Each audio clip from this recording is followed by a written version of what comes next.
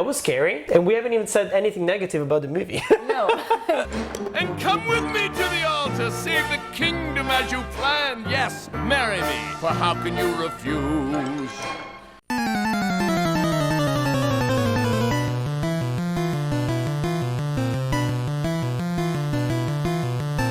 No! God, please, no! No!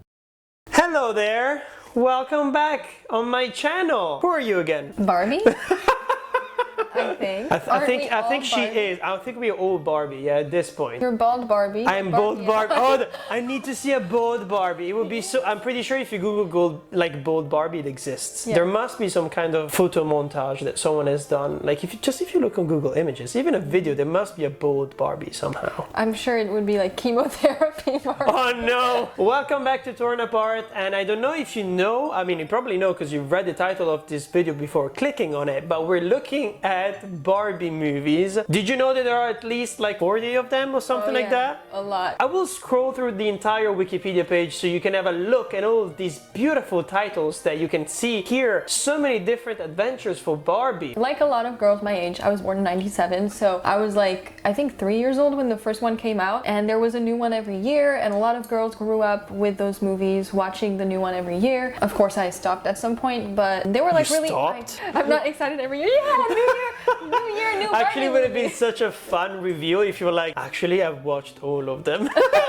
And I didn't want to tell you until now. I'm obsessed with them. They're really iconic to me, and I thought it would be interesting because I remember some of those older Barbie movies are sometimes a bit cringe. You know, it wasn't necessarily very high budget. The animation was a bit weird sometimes. Some characters were really scary, so I thought it would be a fun time. I feel like we all have those kind of like B animated movies that somehow we grew up with, even though they were not like Pixar or Disney movies or even like Shrek or Ice Age. Those are the ones that everybody knows. But I don't know how every single person that I've met, they're gonna cite you like that one super niche animated movie that no one has heard of, that looks absolutely disgusting, but that he loves like for no reason whatsoever. Would you like another nail, sir?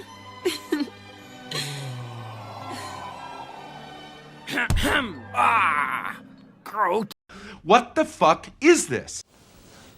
I don't know.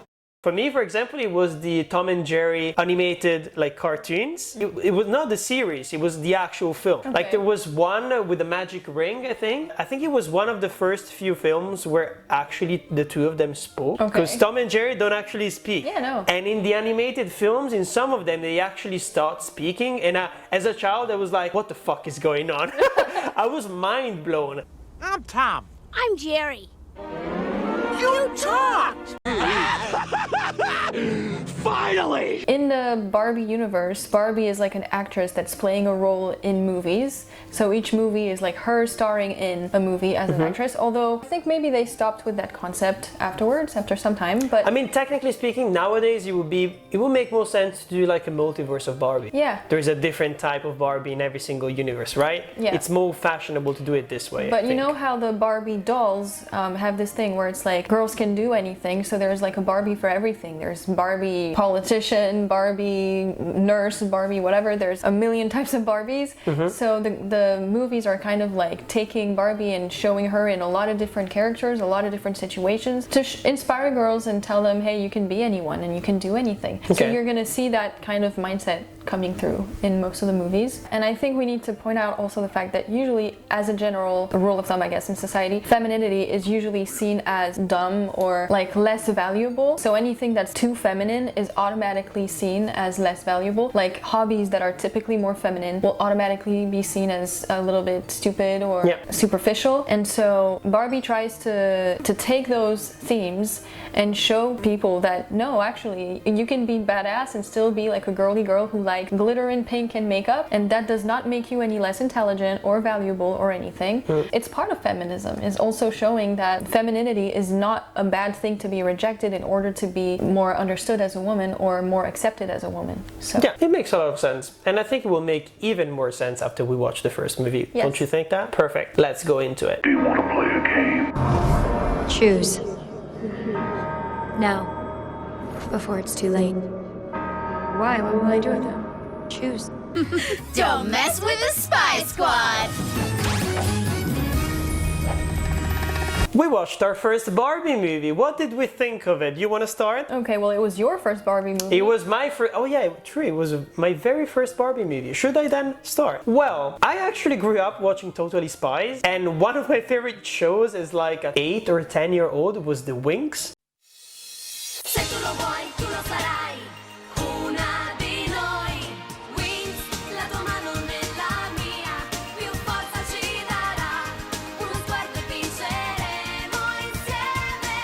Thanks. This is the best day of my life. I'm killing myself tomorrow. Oh my gosh. Which is one of those shows that, like, as a guy, I've never talked about The Winx to any of my guy friends, but I'm pretty sure there were a lot of guys who watched The Winx because The Winx were really cool. Like and the Totally magic Spies and Totally Spies. Oh yeah, I feel like Totally Spies more guys I've heard were like talking about it, but The Winx is like nobody talked about The Winx. Again, you know? because as I said earlier, because femininity is perceived as something to be ashamed of. Yes. Even more as a man. Like the worst thing a man can do is a woman. The worst thing a man can do is being feminine, because automatically you're either gay or like you're weird. But anyways, that was the introduction of me. Like the context of why I actually really enjoyed this. It was really fun because I could see really the references of they were really trying to do like a Totally Spies spoof. It also reminded me of Charlie's Angels and those kind of movies as well. Basically, the main plot of this film is that these three young adults, teenagers, we don't really know, and that's something we should definitely talk about because I think it's definitely interesting. Well, basically they're really good at like doing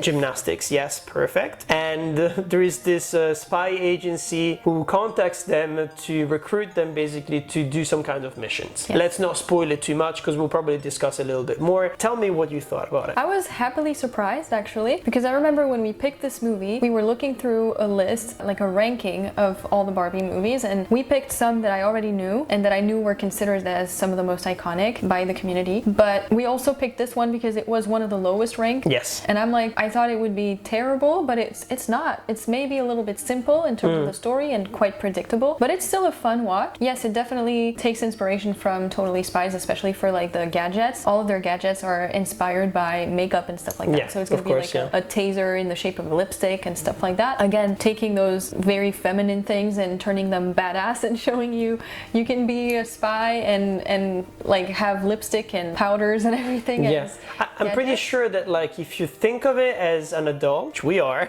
like you think that it's not really applicable to real life. But if you think of it as a child, imagine like you steal your mom's lipstick and you pretend it's like a spy gadget. That would be so cool. Yeah. Like as a girl to be able to do that. Like they kind of play, so it plays with your imagination in creative ways while also like telling you that like feminine accessories are not only that. You can use them however you want, like to play with them. But it's something that we do with guys way more often. I was very happily surprised with the animation. Obviously it's from 2016, so of course it has improved, but I remember the first Barbie movies from the early 2000s, which quite frankly don't look that great now that when I see them again. Good. What? Why? Why? Why? Why? I thought it was pretty nice. The hair was cool, the makeup was looking decent, the skin had texture. Like, I was like, wow, I did not remember this looking like that when I was a child. Younger girls are very lucky that they get to grow up watching these. 100%, because these are like B movies. These are not actual movies that come out at the cinema. No. So these are what we used to call direct-to-DVD movies. Now I'm wondering where do they come out? Because I'm pretty sure that most like parents don't buy these on DVD for their children, no, right? I don't really know. Is there like a Barbie streaming service that we don't know about? That would be so funny. It's probably like on Disney Plus or something. Maybe, it's possible. It's actually possible. It would be interesting to find out. When I was a kid, I had the DVDs, of course, but yeah, I'm not sure. No, actually, I had the tapes. The VHS tapes, of course. Yes, it was even worse. Oh my God. That was scary. And we haven't even said anything negative about the movie. No, calm down, okay? One thing that I liked, if we still talk about the animation, first of all, one thing that I immediately thought of, like during the movie, I watched Megamind 2 this year. I don't know if you remember. And there is a video about it on this channel. And it looks absolutely disgusting. This movie here, this Barbie movie that you've never seen or heard about, looks better than Megamind 2, which is incredibly insane. And what I wanted to say is also that there is a lot of stuff going on in the background of this film. So the animators actually put some effort in it, which is really, really cool. A lot of colors. I was actually paying attention to the sky, for example. There's a lot of like twilight. You see the sun coming down, and so it becomes that kind of like orange like hue. And it was really, really well done. It looked real. And maybe there are not as many extras slash like people walking around, but besides that, the landscapes looked really cool. The lighting was really cool as well. Colors as well. And I think that's also what's giving Totally Spies, because it's taking place in Los Angeles. Yes. And Totally Spies live in Beverly Hills. So I think maybe that's also one thing that was very similar. So, and it does have a little bit more of an early 2000 vibes in terms of the 100%. outfits and everything. It's so that's even why... the phones, they don't really look like smartphones. At least like it looks like the early smartphones, not like actual smartphones. Like they're trying to look techy, high tech, but they're not getting it right. Which is exactly what they did in the early 2000s. You know a movie called Agent Cody Banks? No. Okay. What is that? He'll take on any threat and face any challenge except one. Cody Banks?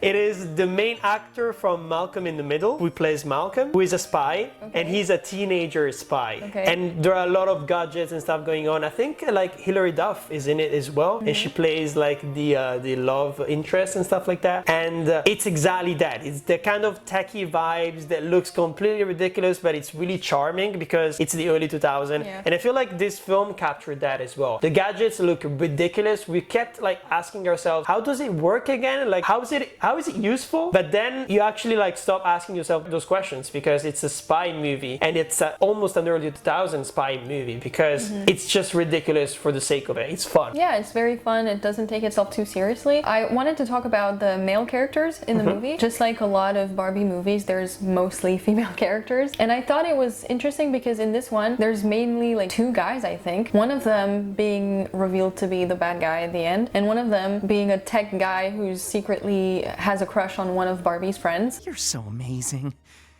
You are all amazing.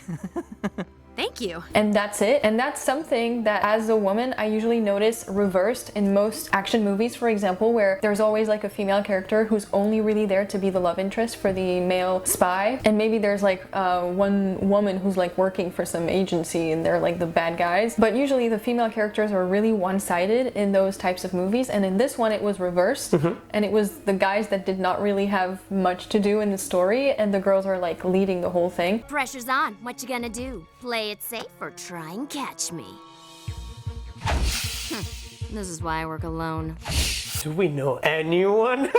We put our thinking caps on. Do we know anyone? Other than Barbie and her friends? Oh yeah, there's one female There is character. one female character who is actually really good at gymnastics as well, and she doesn't seem really nice. So obviously she would be the bad guy. Yeah, it was so her. Maybe that's one of the weaknesses of the scenario, is that it's too obvious because there's too few characters. Exactly. They're not trying to get you to think, oh, the mean person is going to be like that person, but instead it's going to be this one, because there's so few possibilities that it's just so obvious, unless they reveal at the end that the mean guy is a character you've never met before. Like in a Scooby-Doo way, he just unzips and he's a woman at the end of it. He's a cat. He's one of the cat like robots. Yeah, they have like 3 gemstones to secure before the thief can get them. They failed the first 2 times, and then they get fired from the agency, but they end up coming back because somehow they kept their weapons and everything, and they realize that the agency is in danger, so they go back, and that's when finally their team spirit kind of works for them, and they just make it all together. And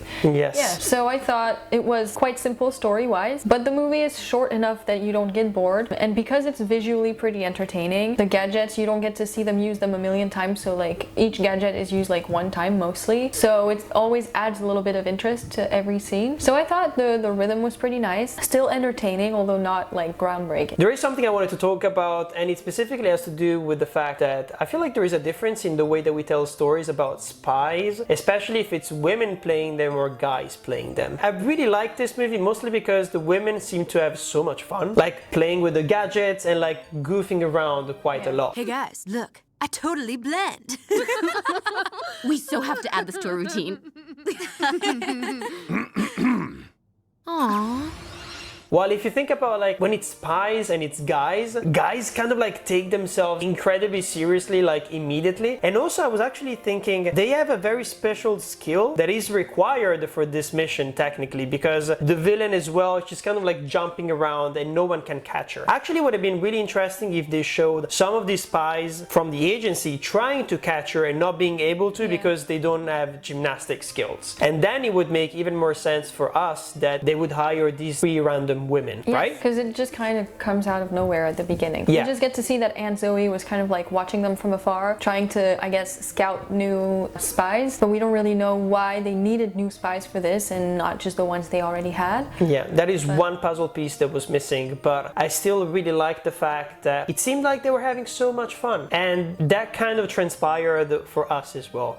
Just because like it's just really refreshing for me as a guy as well, seeing just women randomly goofing around. It's not something that you do and you see that much like in contemporary cinema. Maybe it has changed a little bit, but as I was growing up you couldn't really see that. Like there was always like a guy around, or you're always talking about a guy. And also I was thinking about, have you seen Turning Red, the Pixar movie? Like the friendship in between the different girls, that amazing. Felt exactly the same. That kind of thing of like they're goofing around, they're being themselves, and I'm pretty sure that a lot of women are like that as well. It's just that since it's not represented in movies and TV series, you just think that women are the way that guys represent them. No, and yeah, now it's like really very much through like a female gaze perspective, and it feels like that, you know, at least if your friends are not like toxic, this is what it's supposed to be like. You can tell that one of them is always a bit scared of heights, so sometimes during their missions she has a hard time following the other 2, but then her friends are really supportive, and so she always gets through it thanks to their support. Barbie also is always scared of messing up when she's about to do some acrobatics that are a bit complicated, but then Aunt Zoe gives her a piece of advice. It goes, first see it, then be it. Yes, or something like that. Yeah, exactly. So you have to picture it in your mind and then just do it, which actually is a piece of advice I've heard in real life as well. Like if you're going to prepare for an interview or something, spend some time the night before picturing yourself, sitting down, what you're wearing, what you're going to say, what does the interviewer look like. But maybe something we could talk about is what are the main messages of this film, because that's something that really interests me. As in, this is for a new generation of children, and my main question was, are these teenagers, are these young adults, are they going to school, where are the parents, and are these questions even relevant at the end of the day? I don't think so, because I think it's on purpose that they don't tell you how old they are, so everybody can kind of identify to these characters. Maybe the lack of other characters makes the story a little bit too flat. And also the lack of other activities. Yes. Because they go from spies to back to the gym class. And then spies, gym class. Gym and class. There's no other place or anything. Yeah, I wish they did something different. Yes. But still, even despite that, I thought it was quite cool. The idea of like seeing other children, and especially like girls, trying to pretend to be spies and do all of these kind of things as well. I keep reminding myself of like these ads I used to see on TV as I was a child of spy gadgets you could buy. Like small little like things that looked exactly like small like phones to read like handprints and stuff like that. Do you these remember kind of the spy Spider-Man kits things that you could get for your wrist? Of course. So it's so funny that like this movie is kind of like feels that it has that kind of nostalgia feeling to it, where even I as a child can still kind of relate to the stuff going on here. I wanted to note that there's no love story, really. Yeah, sure. And actually we saw that one guy was flirting with one of the main 3 girls. But it was very one-sided. It was very one-sided, of course, and everyone is kind of like letting it go, you know? It's kind of like, giving it a pass, basically. But it's not Barbie. It's one of her friends. So I'm like, I thought she was the main character of these movies. So it's kind of interesting that the love interest is not trying to get with her. So that was a positive thing, I think. But I thought it could have been better if at least the other girl, I forgot her name, but I think it's Teresa. Teresa, right? If she actually gave him a chance at the end. Because I feel like the only reason that nothing happens between them eventually is that he's just kind of like a nerdy guy, and therefore he's not perceived as a potential love interest. Yeah. Which I feel like is kind of a negative thing about this movie. Like it's not the best representation, I guess. Yeah, I think so. It would have been a better message to show that even a nerdy guy like this can get with the pretty girl if he's respectful and everything, which he was. So yeah, of course. I feel like these are the limitations of this being a kids movie as well, because like you can be like vague about their ages, but as soon as you get into dating, you're like, they're clearly old enough to date, you know? Yeah. So like maybe that's why they did it. I'm pretty sure they didn't do it because they were trying to give some kind of message. It is possible as well. I would say one character that was a bit less interesting than the others would be the other friend. I don't remember if it's not Patricia. It's not Theresa. It's the other one, the Asian girl. Oh yeah, of course. She doesn't actually have that much to do. No, because I feel like the Barbie and the other friend both have very defined personalities. I feel like it's a three people syndrome. There is always one person that is left behind in these kind of films. So she just felt like she was there and that's it, sort of. Yeah, I completely agree. Yeah. Should we give a rating to this movie and move on? Or do we have anything else to add? What do you think? No, I think we can move on. Perfect. Should we do it at the same time? Yeah, okay, let me think. Okay. 3, 2, 1, 6. 7. Oh, Okay. wow. I wanted to give it 6, but I feel like that was a bit too mean. Well, to be honest, this is like a B animated movie and I will never rewatch it. So it's good for what it's trying to achieve. So Okay. for me, it's a 6. It's a I solid would have 6. given it a 6. Can I bring it down to 6.5? Sure, you can bring it down to 6.5. So I can give a little bit more room for the other I two think, that yeah, I think are gonna be my better. main reason of giving it a 6 is mostly because I had a good time. I would never rewatch it. I would still recommend it to children though, because I'm pretty sure there are a lot of animated movies which are like, don't give it to your children. If I think about like the Angry Birds movie, the Emoji movie, there are so many bad just animated movies that I wouldn't recommend. Despicable Me, especially like 4. There is a 4th one, right? And Minions as well. I would never recommend those. I would recommend this. Yeah, this is safe This to is watch. safe to watch and fun, and not as in safe to watch as in like it's politically like not engaging with anything, like it will brainwash your children to be like as normal as possible. It's just, it lets your imagination wander, you know? Exactly. Merlia learns that what makes you different, a real mermaid tale, just might be your greatest strength. Merlia, you did it! Barbie in A Mermaid Tale. Now on DVD. Are you the queen of the wave? I am the queen of the waves. How did you know? You have pink streaks in your hair. Yeah, that's probably why I'm the queen of the wave, I guess. So can you tell us what this movie is about? Because I don't think I'd be able to tell our viewers what this is about. Okay, so this movie is about Merlia, played by Barbie, who is a surfer in Malibu with her friends, who grew up with her grandfather, and who finds out that she is actually half mermaid. She is the daughter of a mermaid queen who has been imprisoned by her sister so she could take power like 15 years ago, and so she has to go and rescue her kingdom, I guess, that she's the heir of. And yeah, so she embarks on a journey to find Oceania, or was it the name? Yeah, I think so, yeah. At first, she wants to stay a normal girl surfing in Malibu. She wants to be normal. Yeah, she just wants to be normal. She doesn't want any change in her life. Yeah. So she's a bit not super excited about the whole thing. But then as she discovers mermaids and their world and how they live, turns out she actually likes these people. And Yeah, because they live exactly like us. yes, they have Sephora. They have Capitalism all the way. This is exactly like Shark Tale. Do you remember Shark Tale? I feel like a lot of people kind of like have completely forgotten that movie just because it almost came out at the same time as Finding Nemo. It's like a fever dream. kind of like 3 years later, because it's sexy fish. Yeah. Yassified fish. Well, we will call them like that today. And you have that in this film here, and also the idea of like making a lot of different puns about like, as you said, Sephora and all of the other shops. also the paparazzi. Which The is paparazzi, yeah, as I said, puffish. puns, yeah. And then we were seeing how this is 100% the best version of Aquaman that we've ever seen, right? You know I mean, what? this is what we were expecting to see when we went in with Jason Momoa and his lush hair, and he was a mermaid as well. He doesn't have the pink streaks, but he's the queen of the wave. He's for the sure. he's 100% the queen of the wave. If there was like a musical moment, he would have done the exact same thing, I'm pretty sure. You know what? I actually don't remember much from Aquaman other than I thought it was a bit stupid, and I was like, why are the women like perfectly, like they have perfect makeup and blowouts in the water? This movie is the answer, because they Right. were inspired by this. They're actually Barbies, so it makes sense. Yeah, they are Barbies, and the fish are either weirdly attractive, incredibly weird looking, like the pet that sounds like a dog. There's the, what is it? What's the name in? I don't know. Is it a sea dog? It's maybe. No. Sea dogs are bigger, way bigger. My toes. Toes?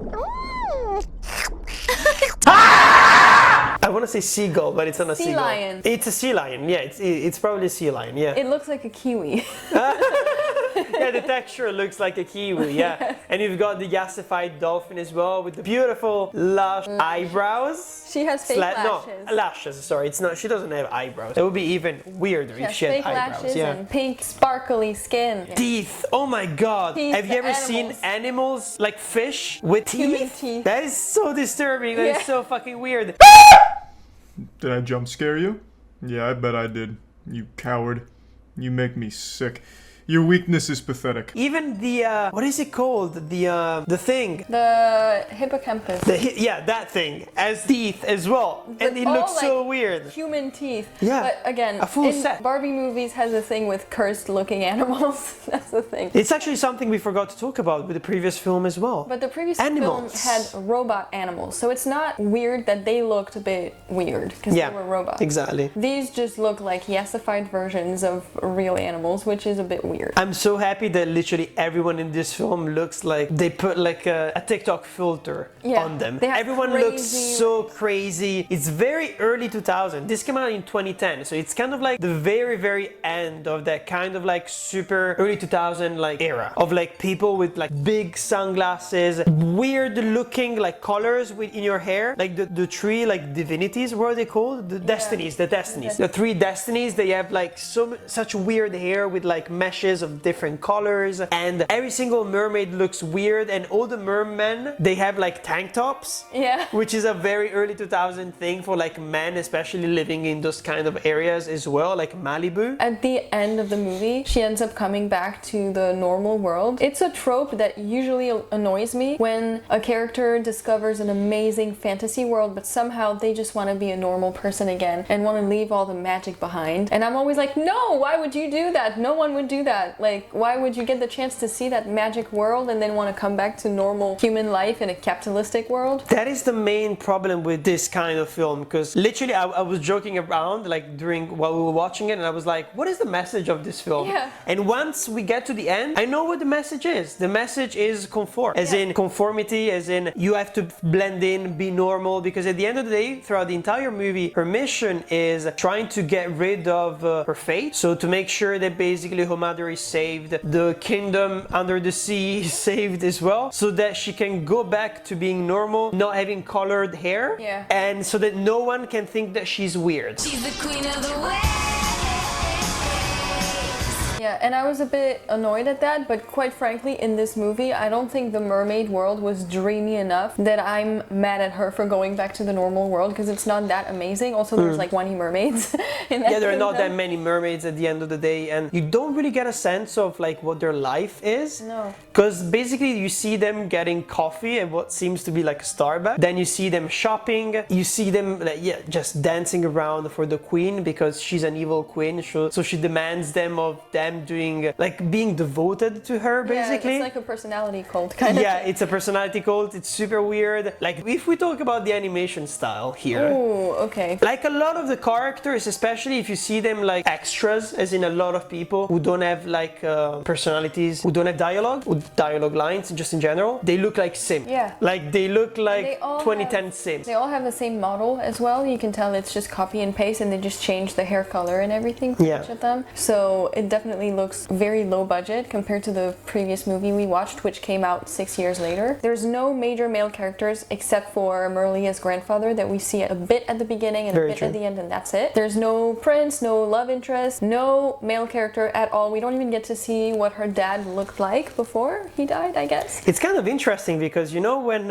I'm going back to Barbie, the movie the live action movie that we talked about in the introduction, when they're trying to create like a new society and they try to imagine a society of like just Barbies without Kens, that is exactly what maybe these movies used to be as well, unless you have the prince kind of character, right? And it's kind of interesting as well, because like I'm all for women trying to imagine also like what a society without men being the center of the attention, the center of the story as well would look like. I think that would be so interesting. I think we should have way more movies like that just in general. It's very much like very positive girlhood type of movie. Yeah. So I think it's like a safe place for little girls to just see a movie without about always having toxic tropes being shown on screen with men or boys included. I mean, look at the animated movies that come out today. Yeah. They're all about anxiety, depression. Have you seen Inside Out and Soul? Yeah. Like one of them is about like what is the meaning of life and what comes after and how are you born and what makes your personality. It's Jesus fuck.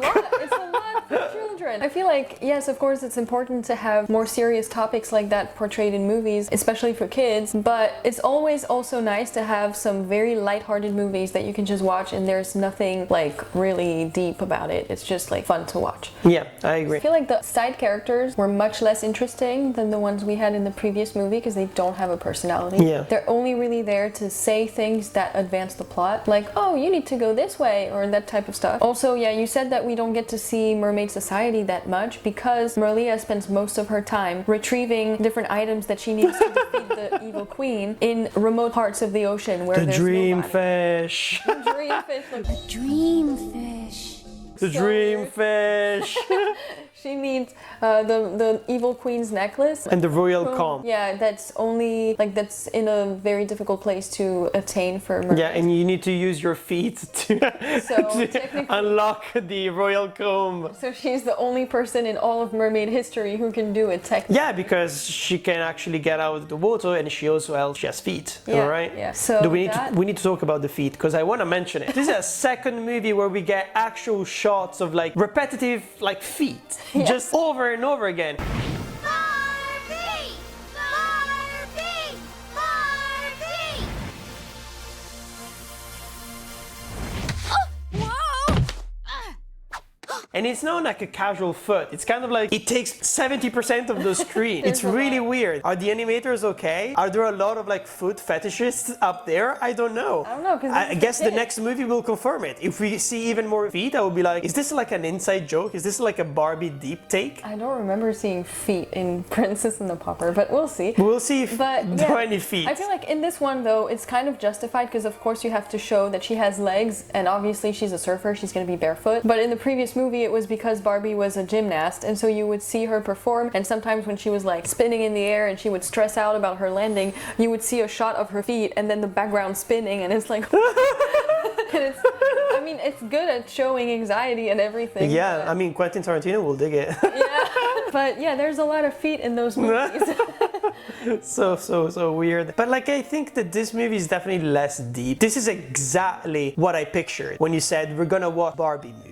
This is exactly what you picture. Yeah. Like it feels very shallow. Like it's very straightforward as a story. And it's kind of cheap looking. It's very cheap looking, but sometimes it's actually interesting. I feel like the underwater world, they actually put some effort into it. If you look at the footage, like when they are outside, like some of the cliffs, they actually look like there are some Super Mario 64 vibes, and also some like Legend of Zelda vibes as well. I will say though, the music in the film is pretty nice. Yeah, at least I agree. The Queen of the Waves, although they play it like 3 times, and there's this other song as well that they played at the beginning and at the end. Whoa!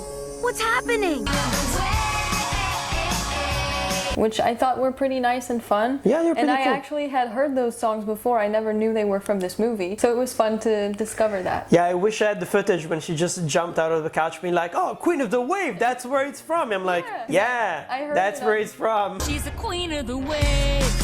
I heard it on TikTok. I don't remember why, but yeah. I have this problem with like when I do it in live action movies as well, not just animated movies, but when characters don't really have like a three-dimensional life around them, because all you see them do, like in the other movie, is a specific sport and the weird fantastical shit. Yeah. Nothing else. Well, it's kind of the same here. You see her Yeah. surfing and being a mermaid and saving the mermaid world. And that's it. You don't see anything other than that. Does she go to school? We don't even know. Does she have any male friends? We don't know. Yeah, what's her life like outside of surfing and being a mermaid on the weekends? I don't know. I guess we'll never know. I guess we'll never know. Oh, we might know. Because there is a sequel and we're gonna watch it right now. No.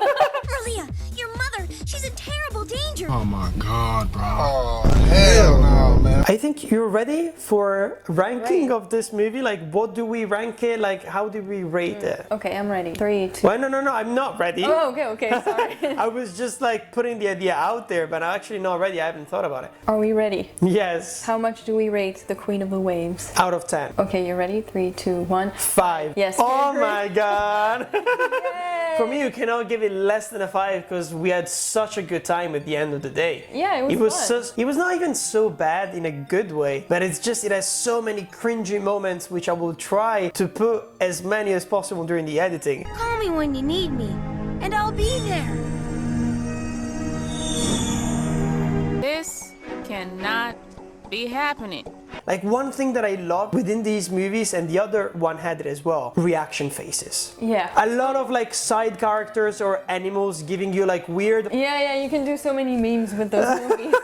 Like, literally, like the weirdest shit ever. Yeah, I mean, you told me that animals in Barbie movies are really weird, and this movie is kind of confirming it. And like, if we talk about the other pets in the previous movie, I found them funny. Like, they were more funny in a contemporary way. Not bad. Not bad at all. You can say that again. High five. Yeah. Because I feel like the writing of the dialogues that the robot cat and the robot dog had were quirky and snarky as well. Snarky, I think, for the dog and kind of quirky for the cat. And it's usually the opposite way, actually. Yeah. Very often it's cats which are supposed to be very, you know, like kind of judging you, giving you the side eye and stuff like that. But it was the opposite in this movie. So I actually like them. And often I don't really like those kind of side characters, like the animal companion trope, you know? Yeah, it's also usually the comic relief as well. It is the comic relief. It's kind of like, there are so many moments in this film as well where we're just sitting and looking at each other like, fuck is the sea lion doing? Yeah. Like, why do you keep licking Barbie's face? Like, it's so weird. It's acting like a dog, but it's a sea lion, so and it looks like a kiwi, and it has human teeth.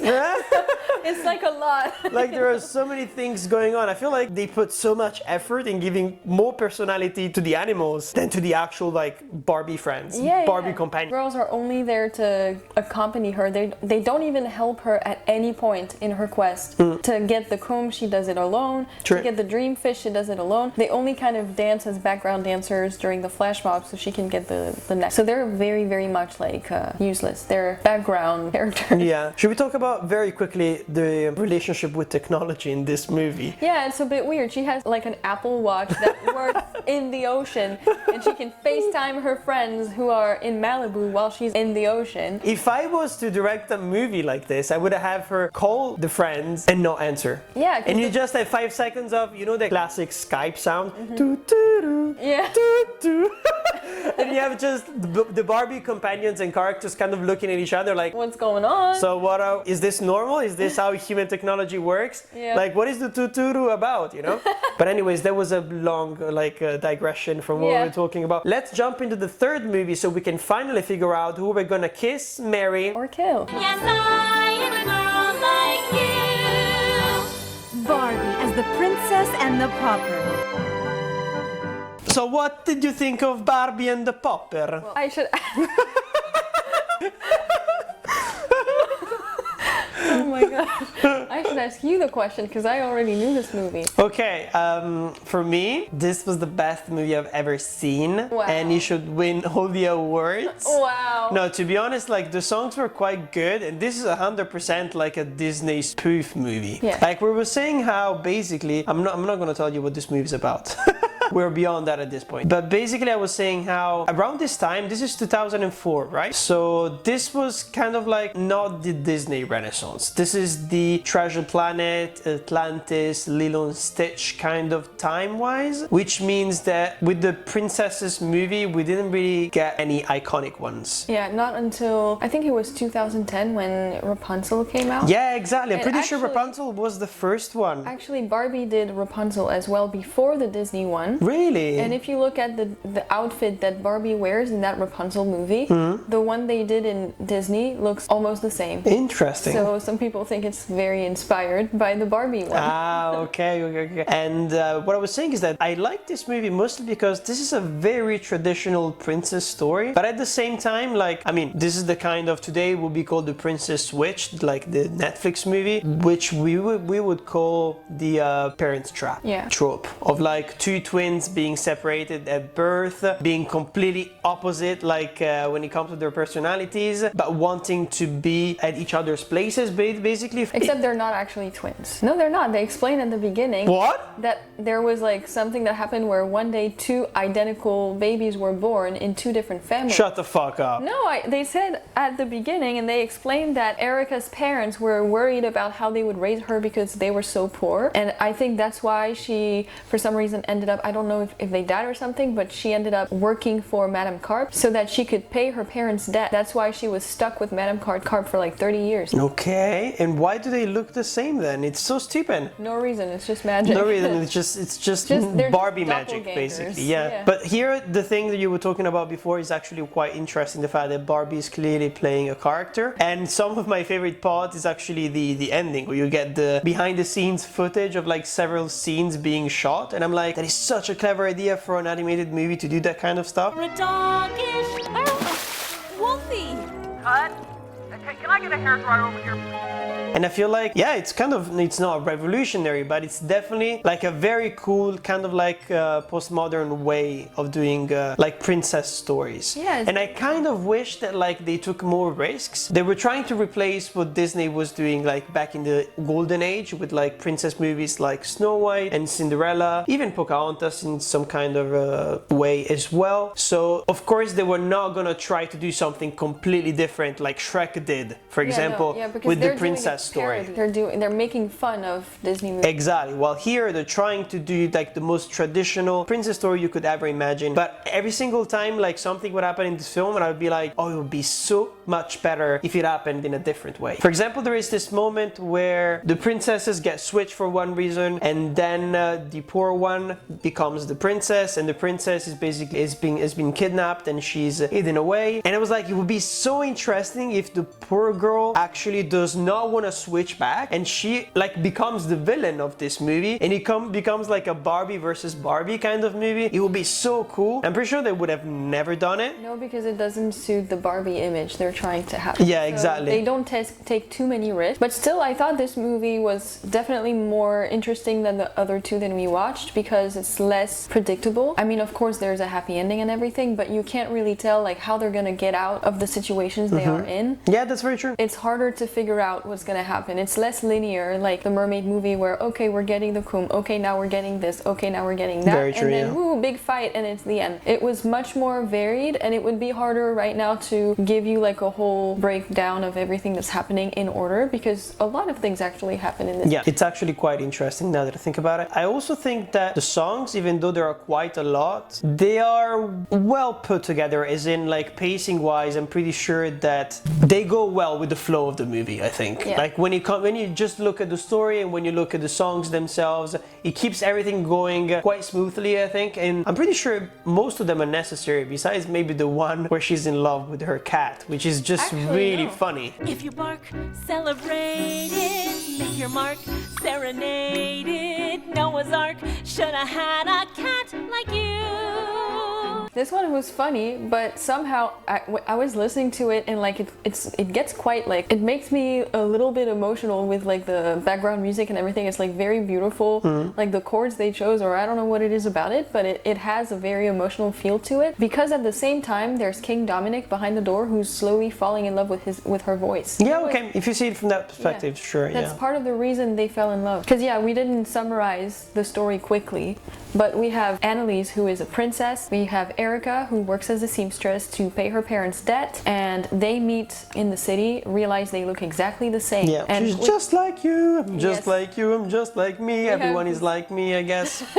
We have this iconic song, and then Annalise gets kidnapped by Preminger, who is the villain of the movie, of the queen, and eventually they manage to expose Preminger, and exactly. Erica ends up falling in love with Dominic. They end up getting married, and then then Annalise gets to marry the person she actually loves, Julian. So it's a and we get a double wedding at the end, which we didn't really like that much. No. Especially because like there is this really nice scene of like Erica being like, oh, now my debt has been paid, I'm finally free, and she's sitting on the horse kind of like Valkyrie way, and she's like, I'm gonna travel the world and see so many things. And then there is like 1 minute of voiceover that we actually didn't pay attention to because we were talking about how it's actually a cool ending for her, and then immediately after she comes back and she gets married. I'm like, the fuck. But maybe there was a big time skip or something. Yeah, but even then, like, you've got to accept the fact that like for us audiences, it's the screen time the most important thing. But I thought even if you say 7 years later, I don't care. Like we haven't seen it, we haven't felt it. And also I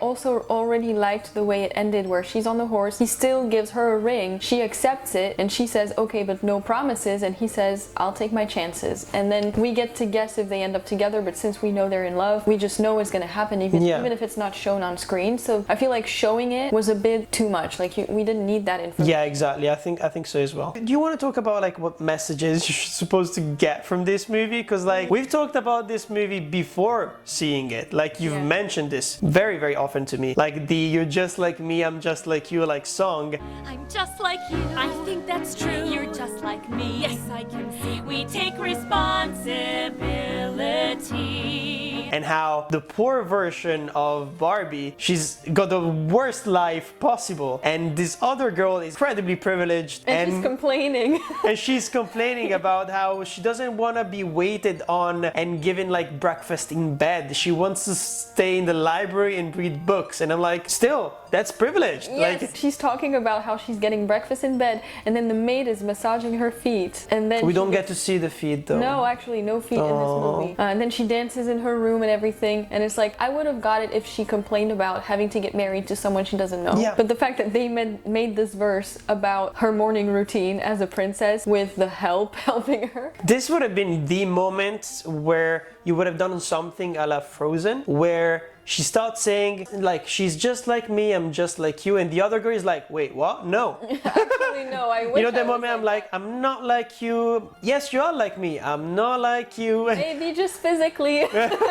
Yeah, and then it would have been a really fun like duet, where like they're kind of like comparing their lives and realizing that actually they're very, very different. And even though like they share the same like will of wanting to be free, they do not come from the same like background, which means that it's almost impossible for one or the other. Because I'm pretty sure that like, because she's saying that once she gets married, she will never be able to leave the castle again, and I'm like, why? Yeah. Because I have royal duties, I guess. But her mom is still gonna be the queen technically, because you don't abdicate until you die technically. Like when it comes to royalty, but that's how it's supposed to work. If she gets married to another king, she becomes the queen of the other kingdom. Yeah. Okay. Well, I'm not sure, but anyway. Yeah. Anyways, it's a royal technicality of which we don't really know because we are poor people. Exactly. But you know what? I remember as a kid, one time my sister was really annoying me. She wanted to play with me, but I didn't want to. She was being noisy, so I got her to play princes and princesses. So I was like, okay, we're gonna be king and queen, and we dressed up, and then we sat down on our thrones, fake thrones, and she said, okay, what do we do now? And I was like, now you stay still and you stay silent because that's what kings and queens do. And she was like, okay. And she just said, my mom was taking pictures, and I was like, finally, some quiet. I was so mean. The Barbie princesses look better.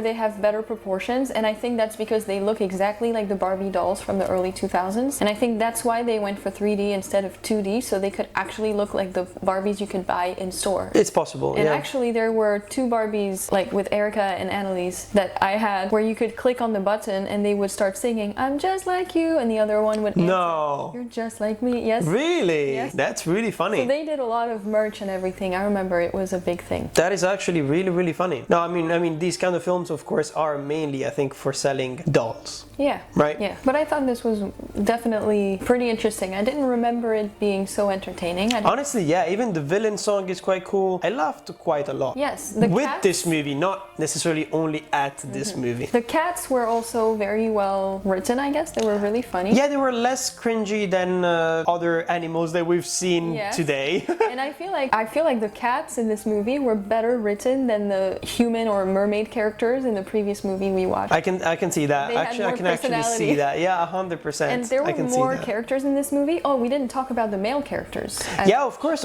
They are quite cool. Honestly, very good representations of princes, which we almost never get. We were actually like talking about how nowadays it's kind of like part of that Disney Renaissance thing again. We have a lot of like almost enemies to lovers kind of things where the love interest, like they bicker so much in between him and her. If you think about like Rapunzel, even if you think a little bit about Frozen as well, you could really tell that like these two don't want to be together, and the princess is all about freedom and expressing herself, and then it almost feels like they kind of forced to be together because the movie wants them to be. While here, for example, they have things in common. Yes, like the Erica and the king, they have music in common because he likes to play the piano, and he falls in love with her mostly because of her voice. And when it comes to the other guy, you could really tell that they're best friends. Like they love reading. She wants to spend all of her time in the library. Same goes with him. And he actually knows a lot of stuff. Yes, he remembers what kind of fragrance she uses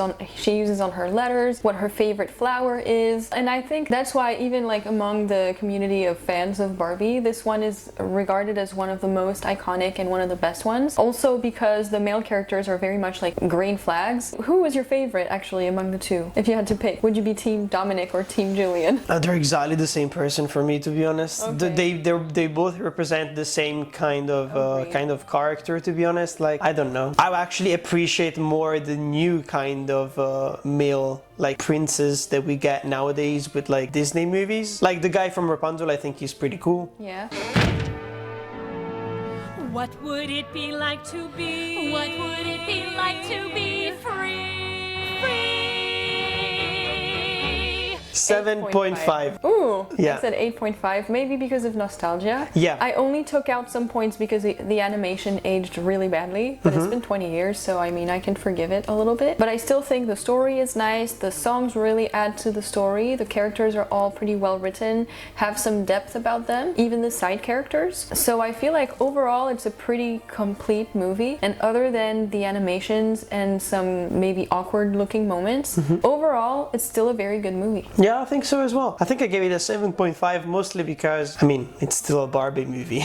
I would actually recommend it if you're a huge fan of like princess movies. Yeah. Because I feel like this is a good addition and it's built in parallel but also in contrast with like the Disney stuff that they were doing back then, as we said before. But the animation style is just so bad. Like, I cannot give it more points. And 7.5 I think is really generous. It's just mostly because I think the script works really well. The songs are beautifully like scored and recorded. Like even like there are some times like in animated movies where because of how they've animated the lips, you can tell that like the music is actually not coming out of their mouths. Well, here I was like, I can actually believe they're singing. Yeah. Even though the animation style was technically not good, I could still believe that everything was happening as you would see it on screen. How can I refuse?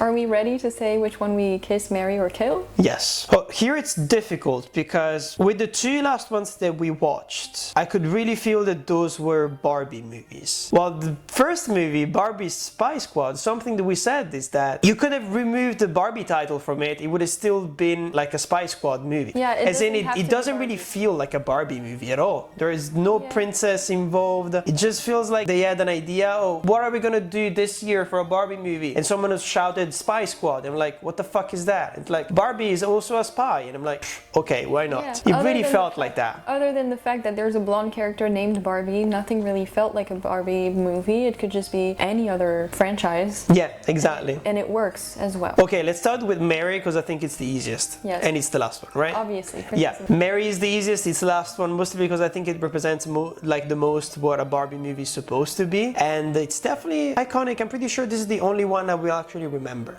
Now when it comes to Kiss and Kill, I'm struggling because we actually had this conversation in other like episodes of Kiss, Marry, Kill, where what are we actually judging here? Are we judging like the entire like Barbie franchise? So of course if we're doing that, Spy Squad would have to be dead, killed, because it doesn't really feel like a Barbie movie what we expect a Barbie movie. But if we're judging from an enjoyment perspective, I would kiss this one.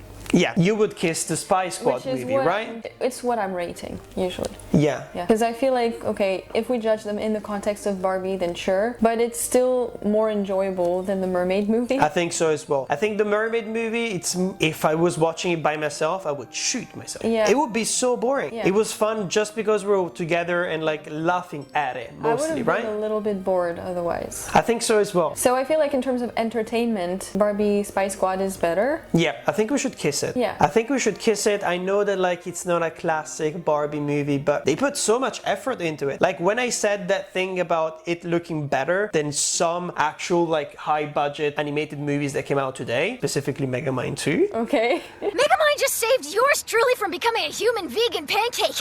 For more awesome saves, click like and subscribe.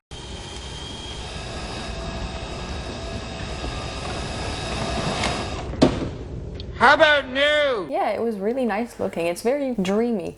Yeah. Like it's a spy movie, but it's not dark or serious. It's like a spy movie with a lot of colors. And it has a lot of miraculous ladybug vibes, which we talked about before. Because they're always like jumping around and doing all those tricks that look a lot like ladybugs. Yeah, exactly. And also, of course, the main villain has like cat ears, and she has like the little mask as well. It's just It's a bit very, unserious. very funny. Yeah. It's like everything girly, everything sparkly. I kind of wish they had the Scooby-Doo moment though. It would have been so much funnier. We did it. We did it. We did Kiss, Marry, Kill once But actually, again. for once, we didn't do it in the same order. We didn't do Kiss, Marry. I was actually we did thinking it in the order of Kiss, Kill, Marry. Yeah, exactly. Anyways, I hope you enjoyed this video. If you like this, I'm gonna put down here every single other chapter of Kiss, Marry, Kill that we've done in the last few years, because now we've been doing it for a long years. time. Oh my gosh. And happier you'll be able to see the next video that I'm working on, which is probably gonna be the best movies of the year list, and maybe Barbie will be in it. Why not? No, it's not. It's not gonna be in it. It's not even this year. It's not even this year. It was like 20 years ago. Like, were we crazy? No. Anyways, don't forget to smash that like button. Every single time that you do that, you make sure that every single animal in your life, if you see it in the street, if you see it underwater, has weird human teeth and a Barbie personality. Can I count on you? Would you like to see that? That's very creepy. That's super creepy. That's nightmare fuel. That's nightmare fuel, like most of the babies that we've seen in these movies as well. Actually, there were not that many babies now that I think about it. No, but the kids are horrible. The kids are always horrible. We had a couple of them, I think, in the last movie that we saw, they're always right? the same. If you look at the Rapunzel Barbie movie, you will see. You will see weird baby kids. Yes. Yeah. Let us know in the comments which one is your favorite Barbie movie. That would be interesting to know as well. But anyways, I'm Patrick. I'm Zoe. And this is Torn Apart. Back in the 90s, I was in a very famous TV show. Get it together, Barbie. Get it together, Barbie. Get it together, Barbie. I'm just like you. You're just like me. Da da da da da. Da da da da da. Da da da da da da da da da da da da da da da da da.